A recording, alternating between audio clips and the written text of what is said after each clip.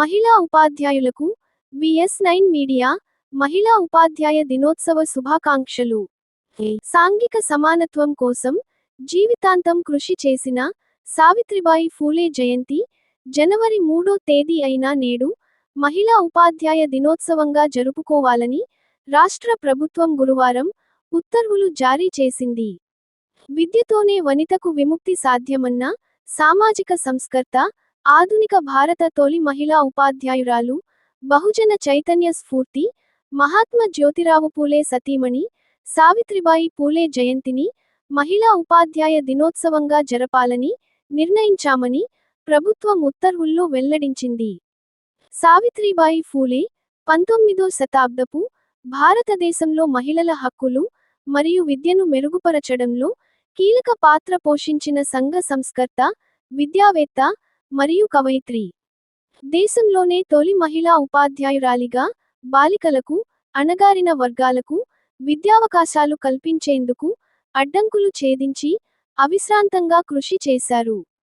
ఆమె భర్త జ్యోతిరావు ఫూలేతో కలిసి సావిత్రిబాయి భారతదేశంలో సామాజిక సమానత్వం యొక్క కొత్త శకానికి నాంది పలికేందుకు అణచివేత, కుల మరియు లింగ నిబంధనలను సవాలు చేసింది. సావిత్రిబాయి మరియు జ్యోతిరావు 1848లో భారతదేశంలో బాలికల కోసం మొదటి పాఠశాలను ప్రారంభించారు. పూణేలోని బిడే వాడాలలో సావిత్రిబాయి పూలే జయంతిని పురస్కరించుకొని దేశవ్యాప్తంగా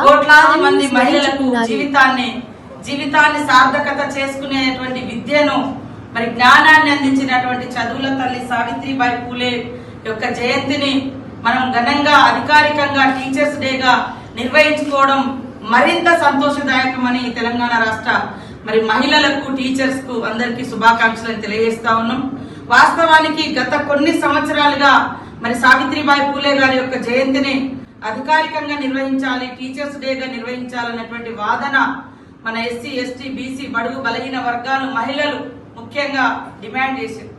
కానీ అది 10 ఏళ్లలో తెలంగాణ ఉద్యమం ద్వారా తెలంగాణ సాధించుకున్నా కూడా ఉద్యమ నేపథ్యం ఉన్నటువంటి గొప్ప వ్యక్తులకు ఆ గుర్తింపు అనేది రాలేదు. కానీ సీఎం రేవంత్ రెడ్డి గారు, మీరు కూడా చూసిరు, జయరాజన్న లాంటి గొప్ప కవులను, మేధావులను, ఉద్యమ నేపథ్యం ఉన్నటువంటి వాళ్ళ యొక్క త్యాగాన్ని గుర్తించి వాళ్ళను గౌరవించడంతో పాటు వాళ్ళకెప్పుడు కూడా ఒక పురస్కారాలు, గద్దరన్న లాంటి మహనీయులకు కూడా ఇవాళ దోపిడీని ప్రశ్నించినటువంటి మహానేతలకు గుర్తింపునిస్తున్నటువంటి ప్రభుత్వం సీఎం రేవంత్ రెడ్డి గారి ప్రభుత్వం. మరి ఈ విషయాన్ని గత జనవరి 3వ తారీఖు నుంచి అనేక మీటింగ్లలో కూడా మన సంఘాలు నా దృష్టికి తీసుకురావడం జరిగింది. ఎట్టి పరిస్థితులలో వచ్చేసారి ఎందుకంటే పోయినసారి మనం తొందరగా వచ్చిన్నాం, అధికారంలో ఉన్నాం కాబట్టి అప్పటిదప్పుడు లేదు, కానీ నెక్స్ట్ టైం వరకు మీరు ఇది సాధించాలని చెప్పడం జరిగింది. దానికి తోడు మరి అద్దంకి దయాకర్ అన్న గాని, మేము గాని, తను మరి మన రమేష్ గారు, వీరు వారందరూ కూడా మొన్న మళ్ళీ మరొకసారి తీసుకురావడం జరిగింది. తెల్లారి మేము మరి సీఎం గారికి నూతన సంవత్సర శుభాకాంక్షలు తెలియజేస్తూ వారిని ఒకటే కోరిక చెప్పడం జరిగింది. ఇది మహిళలకు మరింత బూస్టింగ్ ఇచ్చి అంటే. నా పేరు తోటమళ్ళారమ్మ. మా పాఠశాలలో 447 మంది విద్యార్థులు ప్లస్ 32 మంది మహిళా ఉపాధ్యాయులు పనిచేస్తున్నాము. ఈరోజు సావిత్రిబాయి పూలే గారి 193వ జయంతి ఉత్సవాలు మా పాఠశాలలో ఘనంగా నిర్వహించుకుంటున్నాము. అదేవిధంగా వారి యొక్క జయంతిని పురస్కరించుకొని మహిళా ఉపాధ్యాయ దినోత్సవాన్ని కూడా ఈరోజు నిర్వహించుకోవటం అనేటువంటి జరుగుతుంది.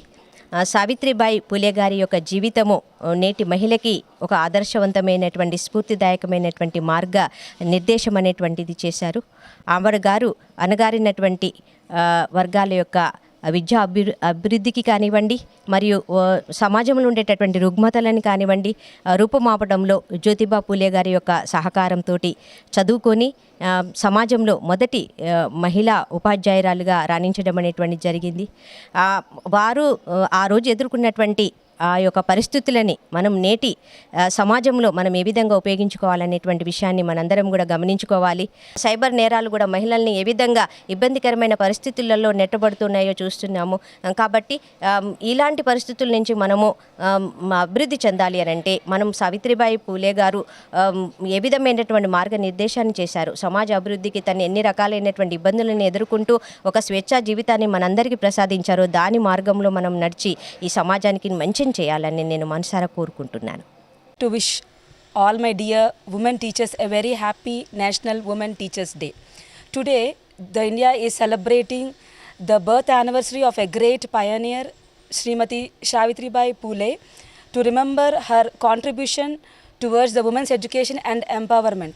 Her efforts set the foundation for advancing girls' education in India by starting first school of girls in India in 1848 in Pune. So the mother is the first teacher of every child. So the mother, whatever the mother gives, the message will be sent to the world through her child. So if a mother is being a teacher now, she can motivate so many children and bring them to the world, and who can enlighten the world's career. So lastly, I would like to remember that నేను సభకు నమస్కారం అండి. నేను Saint Paul's Lutheran స్కూల్లో పనిచేస్తాను. आप सभी को मेरा नमस्कार। आज हम महिला शिक्षक दिवस मना रहे हैं।